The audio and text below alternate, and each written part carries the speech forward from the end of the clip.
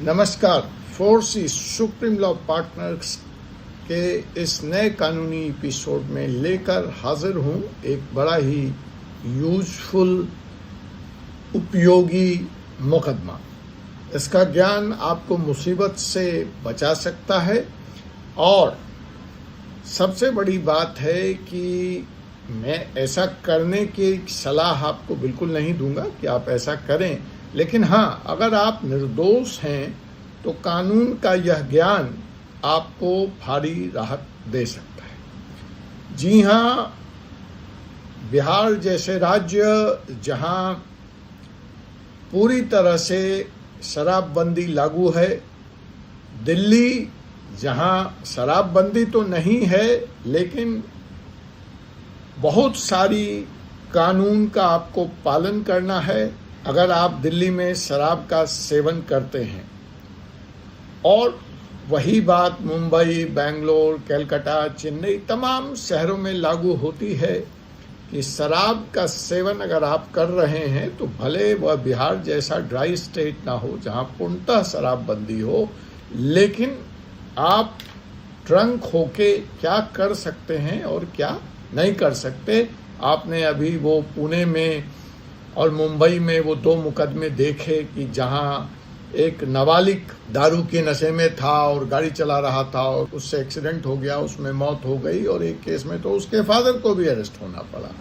तो मसलन शराब पीकर गाड़ी चलाना कानूनी जुर्म है, इस बात से मैं इनकार नहीं करता और इस बात की मैं वकालत भी नहीं करता कि आप ऐसा करें। लेकिन 2 स्थितियां हैं जिस पर आज मैं चर्चा करूंगा और जिस पर आज यह वीडियो है। मसलन आप ड्रिंक नहीं किए हुए हैं और पुलिस वाला जबरदस्ती आपको शराब पिया हुआ बताकर आपके खिलाफ चालान दाखिल करता है। दूसरी बात, ये दिल्ली जैसे शहर में, बिहार में आपने शराब का सेवन नहीं किया है लेकिन पुलिस वाला आपको शराब पिया बताकर, हाँ, वो बताने की जो कवायद है, ब्रेथ एनालाइजर टेस्ट, पुलिस के पास एक अल्कोहल मीटर होता है जिसके सहारे वो आपके बॉडी में कितना शराब की मात्रा है फूंक के द्वारा जांच करके तय करते हैं और तत्काल प्रभाव से आपके खिलाफ कानूनी कार्रवाई करते हैं। दिल्ली में है तो फाइन है और अगर आप बिहार जैसे राज्य में हैं तो सीधे जेल जाना पड़ेगा। इस वक्त बिहार में 1.5 लाख से ज़्यादा कैदी शराब के इस कानून के चक्कर में जेलों में बंद हैं जिनके मुकदमे की सुनवाई नहीं हो रही है। हाई कोर्ट के निर्देश पर बिहार सरकार ने फर्स्ट टाइम शराब पीने वालों पे छूट भी दी है, उन पर फाइन लगाकर उन्हें छोड़ने की बात कानून में लाई है, लेकिन जमीन पर हकीकत में यह फैसला उतर नहीं पाया है। उसके क्या कारण है किसी अगले वीडियो में चर्चा करूंगा। फिलहाल हम लौटते हैं अपने उस वीडियो में कि आपने शराब का सेवन नहीं किया है और महानगरों में पुलिस आपको शराब पिया हुआ बताकर आपके खिलाफ कानूनी कार्रवाई कर रही है, तो आपके क्या अधिकार हैं, आप इस मुकदमे से कैसे निपटेंगे। बिहार जैसे राज्य में आपको पुलिस जेल भेज रही है तो आप कैसे निपटेंगे। यहाँ पे एक बात और महत्वपूर्ण है कि बिहार में अगर आप सरकारी कर्मचारी हैं और शराब पीने के आरोप में आपको जेल हो जाती है और 48 घंटे से ज़्यादा आप जेल में रहते हैं तो आपकी नौकरी भी गई। तो इसलिए आपके क्या कानूनी अधिकार हैं, आप इस तरह के मुकदमे से, पुलिस की ज्यादती से कैसे लड़ेंगे। और खुदा न खास्ता अगर आप वास्तव में गलत भी हैं, आपसे जुर्म हो भी गया है, तो ऐसी स्थिति में आपका लाइन ऑफ डिफेंस क्या हो सकता है या क्या होना चाहिए या इसकी अधिकतम सजा आपको क्या मिलनी चाहिए। इन्हीं 3-4 बिंदुओं पर आज हम बात करने जा रहे हैं। तो देखिए, बिहार में पटना हाई कोर्ट ने एक मुकदमे के बारे में फैसला देते हुए बड़ी अहम बात कही है। वो क्या कही है उस पर मैं आऊँगा, उस जजमेंट पर, लेकिन पहले मैं बता दूं कि वाकया क्या था। वाकया यह था कि एक सरकारी कर्मचारी बिहार में अपने दफ्तर से निकले, रास्ते में उनको पुलिस ने ब्रेथ एनालाइजर टेस्ट से टेस्ट किया और उनको शराब का सेवन किया हुआ बताकर जेल में डाल दिया।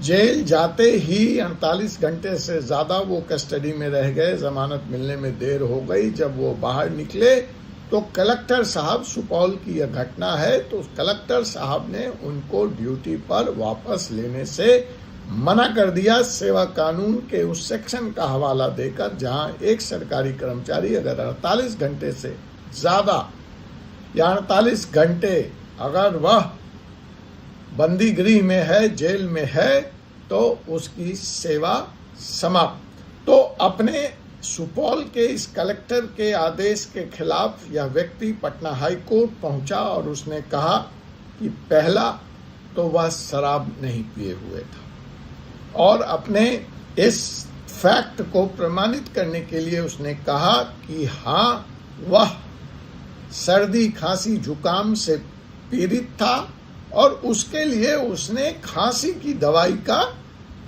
प्रयोग किया था। और शाम में जब वो अपनी दफ्तर से ड्यूटी खत्म करके बाहर आया तो वह पुलिस वाला बाहर उसका इंतजार कर रहा था और उसका टेस्ट किया तो उसके हिसाब से वह अल्कोहल उसके बॉडी में पाया गया। उसने कहा अल्कोहल है, मैं इस बात से इनकार नहीं करता, लेकिन यह अल्कोहल उस खांसी की दवाई के कारण था, न कि मैंने किसी तरह के शराब का सेवन किया था। और मसलन मुझे जेल जाना पड़ा और जेल के साथ साथ मेरी नौकरी भी गई। पटना हाई कोर्ट ने अपने इस आदेश में सुपौल के कलेक्टर को न सिर्फ उस व्यक्ति को नौकरी पे वापस लेने का आदेश दिया, बल्कि यह भी कहा कि पुलिस का यह जो रवैया है, जो उनके टेस्ट करने का तरीका है, यह साइंटिफिक नहीं है या वैज्ञानिक नहीं है या अंतिम सत्य नहीं हो सकता। इस तरह के मशीन में कई तरह के तर्क उठे, कई तरह की बातें हुई कि मशीन क्या ISI मार्क था, क्या मशीन 100% ग्रांटेड रिजल्ट दे रहा है, यह तय करना सुनिश्चित था, बहुत सारी बातें। और क्या जो एल्कोमीटर है, जो ये टेस्ट का मैकेनिज्म है, वह 100% सही होता है, 100% सही रिजल्ट देता है। तो ये सारी बातें पुलिस के खिलाफ गईं और हाई कोर्ट ने कहा कि देखिए, इस बारे में सुप्रीम कोर्ट का एक बहुत ही अहम निर्णय है, और अगर हम उस निर्णय की बात करते हैं तो सबसे बड़ी बात ये जो है वह यह है कि एल्कोमीटर का टेस्ट जो है वह अल्टीमेट नहीं माना जा सकता, वह साइंटिफिक नहीं हो सकता। और ऐसी स्थिति में जो आपने section 37 of Bihar prohibition and excise act 2016 की छूट भी नहीं दी इसको, फर्स्ट टाइम ये है और हैबिचुअल ड्रिंकर नहीं है, और आपने इसको जेल भेज दिया, तो यह भी गलत है। और ब्रेथ एनालाइजर के टेस्ट को कंक्लूसिव प्रूफ नहीं मानते हुए, प्लस जो ये अमेंडमेंट आया था section 37 of Bihar prohibition and excise act को, दोनों के आलोक में और सुप्रीम कोर्ट के उस फैसले जिसमें बच्चू भाई हंसाली कारियानी वर्सेस स्टेट ऑफ महाराष्ट्र का हवाला देते हुए, जिसमें यह लॉ स्टेबलाइज हुआ कि ब्रेथ एनालाइजर टेस्ट रिपोर्ट के आधार पर फाइनल पनिशमेंट नहीं ग्रांट की जा सकती। बच्चू लाल भाई हसनाली कारियानी वर्सेस स्टेट ऑफ महाराष्ट्र 1971 का ये बड़ा ही अहम फैसला है।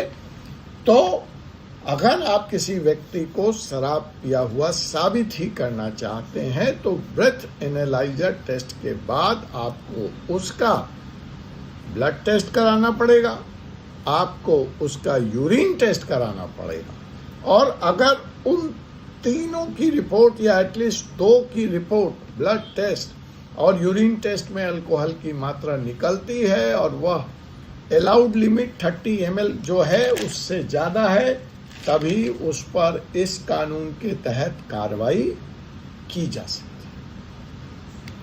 तो इस तरह से हमारे ये जो विवेक चौधरी साहब हैं सुपौल से, उनको बड़ी राहत पटना हाई कोर्ट ने दी।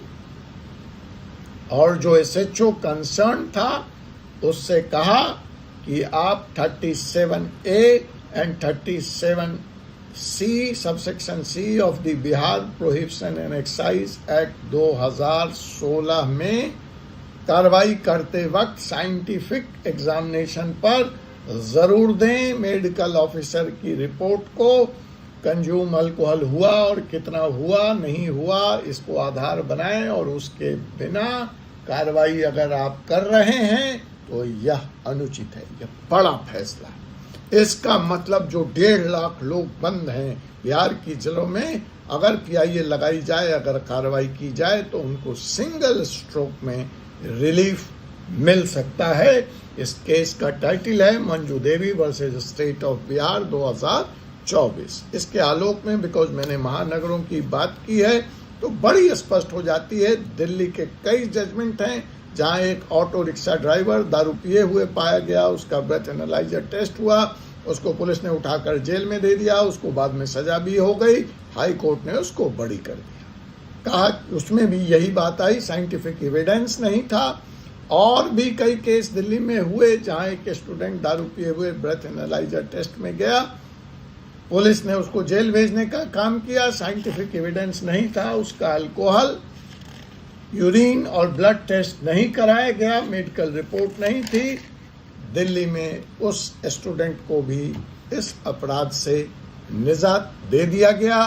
तो अपना अधिकार याद रखें, अगर आप पिए हुए भी हैं तो पुलिस आपको सिर्फ ब्रेथ एनालाइजर टेस्ट के आधार पर ना आपकी गाड़ी जब्त कर सकती है, ना आपको जेल भेज सकती है, उसको यूरिन और ब्लड टेस्ट कराना पड़ेगा। और यूरिन और ब्लड टेस्ट में अगर आप ये हुए पाए भी गए तो देखिए चालान पर आईओ का, उस ऑफिसर का जिसने जांच की है, साइन होना चाहिए। एक ऐसे ही नॉन साइन चालान के आधार पर भी एक अभियुक्त दोष मुक्त करार दिया गया। इतना ही नहीं, इसका दूसरा प्रोटोकॉल है कि अगर आप पिए हुए, शराब का सेवन किए हुए पाए गए हैं तो दिल्ली के जिस मोटर व्हीकल एक्ट या जिस मोटर व्हीकल एक्ट के तहत देश की तमाम पुलिस कार्रवाई करती है, आपको चालान करती है, जेल भेजती है, उसकी जिम्मेवारी बनती है कि शराब पिए हुए व्यक्ति को वह सुरक्षित घर तक पहुंचाने का इंतजाम करे। और एक केस में ऐसा नहीं हुआ था तो इसको भी कानून की अवहेलना माना गया और वह व्यक्ति दोष मुक्त हो गया। तो आप अपने अधिकार और कानून जाने। मैं इस बात की वकालत नहीं करता कि जानबूझकर कानून तोड़ें, लेकिन हाँ, 2 बातें हैं। अगर आपके साथ अन्याय हो रहा है तो जरूर विरोध करें, और गलती से अगर आपसे अपराध हो गया है तो आप उससे कम सजा से कैसे बाहर आ सकते हैं यह भी जानें। अपराध दोबारा न करें। आपसे पुनः मुलाकात होगी एक ऐसे ही उपयोगी टिप्स के साथ, एक ऐसे ही मुकदमे के साथ अगले एपिसोड में। तब तक के लिए मुझे एडवोकेट डॉक्टर अजय कुमार पांडे को अनुमति दीजिए। जय हिंद, जय भारत।